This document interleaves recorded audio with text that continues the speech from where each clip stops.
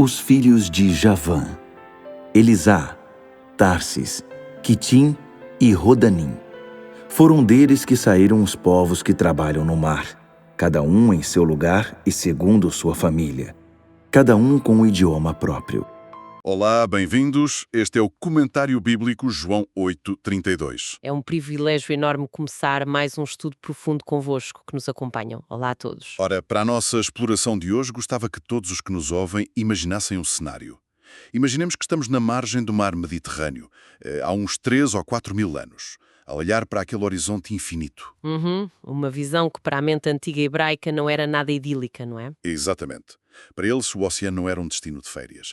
O mar era o grande abismo. Quer dizer, era a fronteira impenetrável do caos, o sítio onde habitavam monstros marinhos. Era a representação literal do desconhecido e da morte. Pois não era.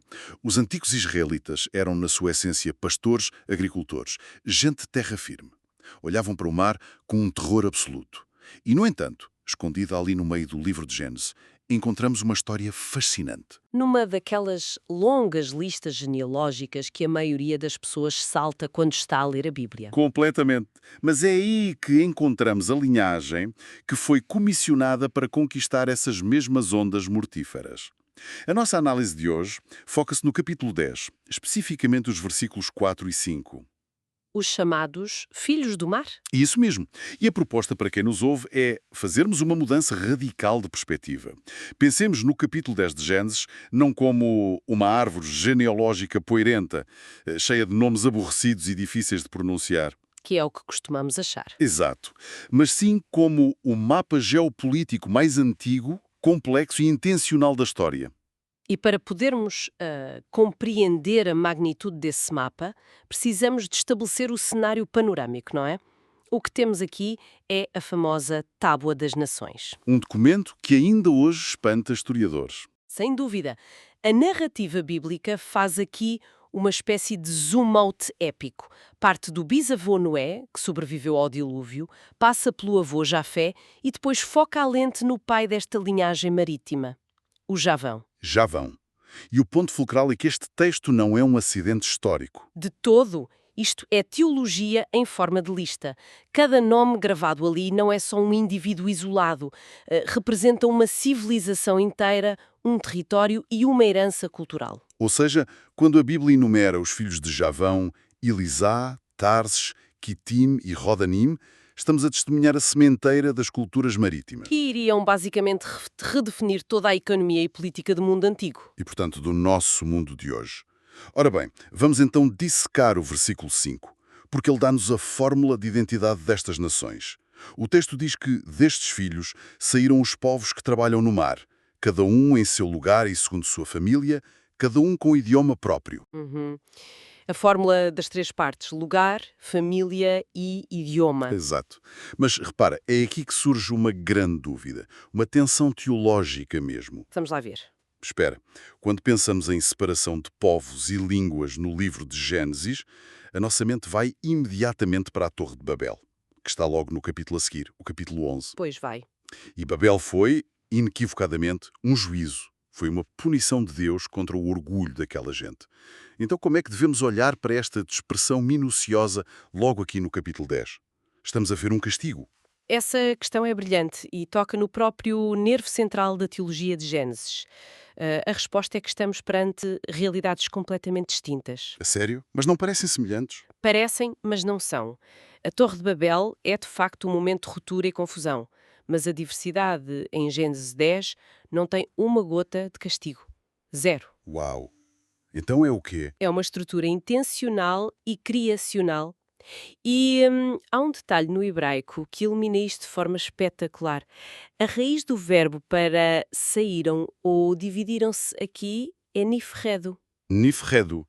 E o que é que isso significa no resto do texto bíblico? Ora bem, essa é exatamente a mesma raiz verbal que vemos lá atrás em Gênesis 2.10. E sabes para que é que ela é usada? Onde? No Éden. No Éden.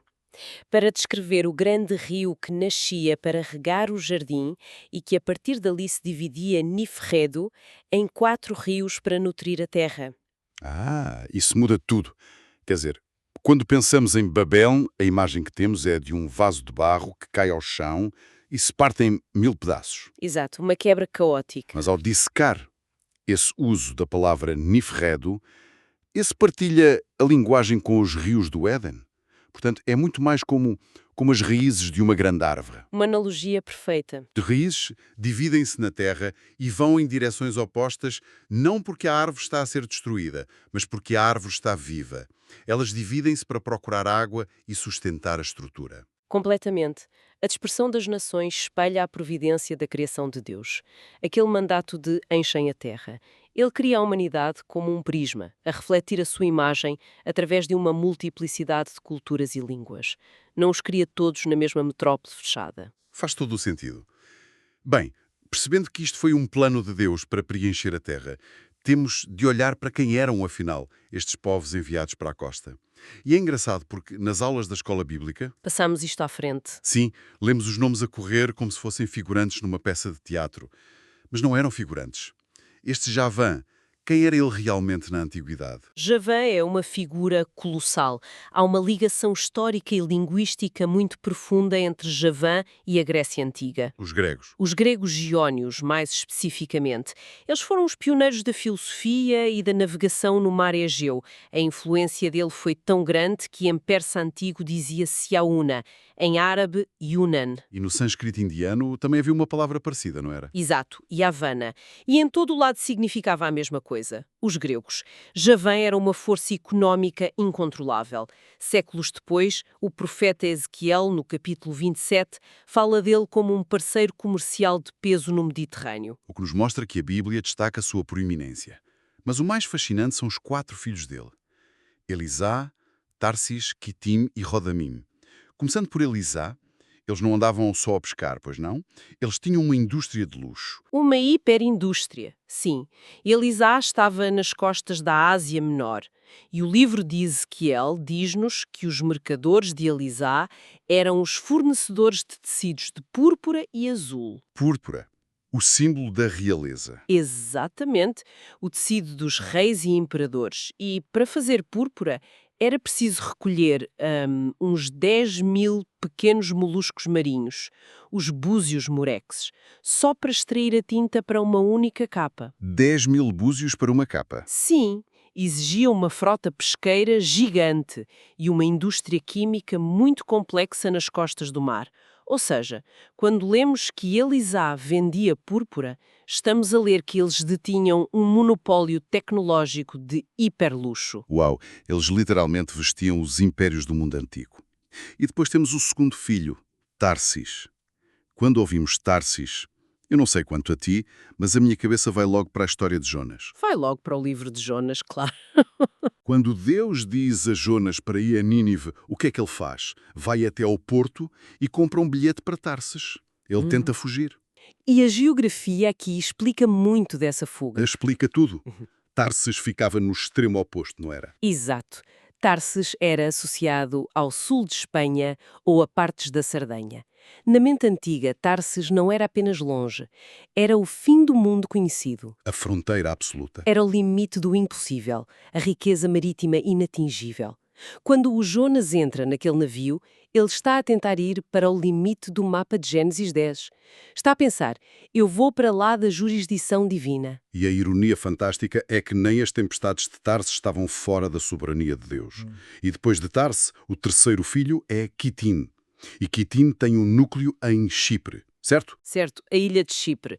E repara como a geografia molda um povo. Se estás preso numa ilha, não podes ter um grande exército de cavalaria. A geografia obriga-te a dominar o mar e a construção naval. Tens de sobreviver pelas zonas. E quando passas a dominar isso, o mar, que parecia uma prisão, vira uma autoestrada. É fascinante porque o teólogo John Wesley, ao dissecar as notas sobre Números 24.24, Sim, o que é que ele disse sobre Quitim? ele diz que este pequeno nome carregou o germe de impérios. Uau! Germe de impérios. Sim, porque Quitim expandiu-se daquela ilhazinha para a Macedónia e mais tarde a palavra tornou-se um código nas profecias para falar das frotas de Roma. De Chipre para Roma, o impacto é gigantesco. E o último filho, Rodanim. associado à Ilha de Rodes. Exato, os guardiões das rotas navais. Mas, sabes, tudo isto levanta um paradoxo maravilhoso que gostava de partilhar com os nossos ouvintes. Qual? Bem, se na mente hebraica o mar era o caos, a morte e o medo, por que é que estes povos fundamentais são definidos exatamente como povos que trabalham no mar? É uma ironia fantástica, realmente. A mensagem teológica aqui é que Deus não deixa nenhum povo isolado. Ao desenhar estas nações costeiras, Deus decreta que o mar não é um muro, Não é um muro. é uma estrada, uma via global. Eles temiam o mar, mas o mar era a ferramenta divina de conectividade. É quase como se o Mediterrâneo fosse a rede de fibra óptica da antiguidade. Servia para transferir linguagem, ideias e pessoas muito mais rápido do que por terra. E isto leva-nos a uma grande ligação bíblica. Aquele mapa de Gênesis 10 estava, na verdade, a preparar uma logística cósmica para o Novo Testamento. Exatamente. Estava a traçar as rotas para o cumprimento de Atos capítulo 1, versículo 8. O Evangelho a chegar aos confins da terra. Quando pensamos nas viagens do apóstolo Paulo, ele navegou para onde? Para Chipre, que é Quitim, E passou por Rodes, não foi? Rodanim, e pregou em Atenas aos gregos, aos descendentes de Javã. O que Gênesis 10 espalhou de forma providencial pelo Mediterrâneo, Paulo usou como autoestrada séculos mais tarde. Isto arrepia-me um pouco, confesso, porque a diversidade não era um erro a ser apagado. Até no milagre do Pentecostes, no capítulo 2 de Atos, o Espírito Santo desce e junta povos de todas as nações. Mas não os obriga a falar todos uma língua só monótona. Exato. Cada um ouviu as grandezas de Deus na sua própria língua. A diversidade que vemos em Gênesis 10 preparou o palco para aquela reunião em Jerusalém e aponta diretamente para o futuro, para aquela imagem de Apocalipse 7:9. A grande multidão de todas as nações, tribos, povos e línguas. É belíssimo. Completamente. Mas eu queria trazer esta discussão maciça de impérios e milénios para algo mais micro, para a nossa própria vida. O que é que tudo isto nos ensina sobre o nosso lugar no mundo? Acho que é aí que a aplicação disto se torna verdadeiramente transformadora para quem nos ouve. Há uma perspectiva maravilhosa da autora cristã Ellen G. White no seu livro Patriarcas e Profetas. Sim, nos comentários dela sobre o período pós-dilúvio. Exato. Ela explora a ideia de que cada fronteira, cada língua recebida e cada porção de terra designada para estas nações, tudo isso era uma provisão divina contínua. Uma provisão para quê, ao certo? Para que cada pessoa pudesse buscar o Senhor e encontrá-lo exatamente dentro dos limites da sua própria terra e da sua cultura. A geografia nunca foi um acidente. Foi desenhada para facilitar a revelação de Deus ao coração humano. Não é lotaria histórica. É a soberania de Deus em ação. Exato. É o nosso território de chamado.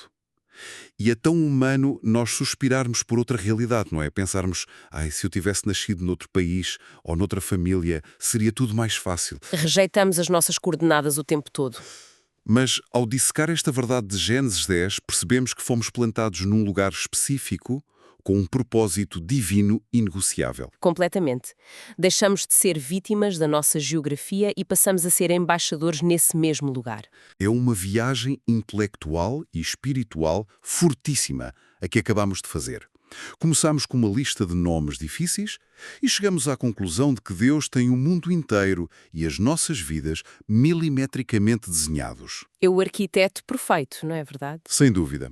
Por isso, para todos os que nos estão a ouvir agora, a grande pergunta que fica não deve ser por que motivo terrível nasci aqui ou passo por isto. A verdadeira questão é, o que é que eu faço com o lugar onde fui plantado? O oceano não é uma barreira intransponível. É um caminho a ser navegado. E para fechar esta nossa conversa e deixar uma semente a germinar durante a semana, gostava de lançar aqui uma provocação a quem nos acompanha. Força. Se o mesmo Deus que desenhou o mapa das nações lá em Gênesis 10 de forma tão perfeita e intencional, conhece as coordenadas exatas da história de cada um de nós, que mares difíceis na nossa vida de hoje poderão estar, na verdade, a funcionar como estradas sagradas, estradas preparadas para levar o nosso propósito muito mais longe do que alguma vez imaginamos. Bem, é um pensamento muito, muito forte e que vira a nossa ansiedade do avesso. Os mares revoltos talvez não sejam o fim da linha, mas exatamente a infraestrutura que Deus está a usar para nos fazer avançar. Exatamente, que essa certeza enche os corações de esperança esta semana. É com este desafio que terminamos hoje. Esperamos que estas descobertas renovem a mente e o coração de quem nos acompanhou nesta jornada pelo texto de Gênesis. Continuem a explorar as Escrituras, a questionar e a ver a providência de Deus em cada detalhe. Um grande abraço a todos e até ao nosso próximo estudo da Palavra.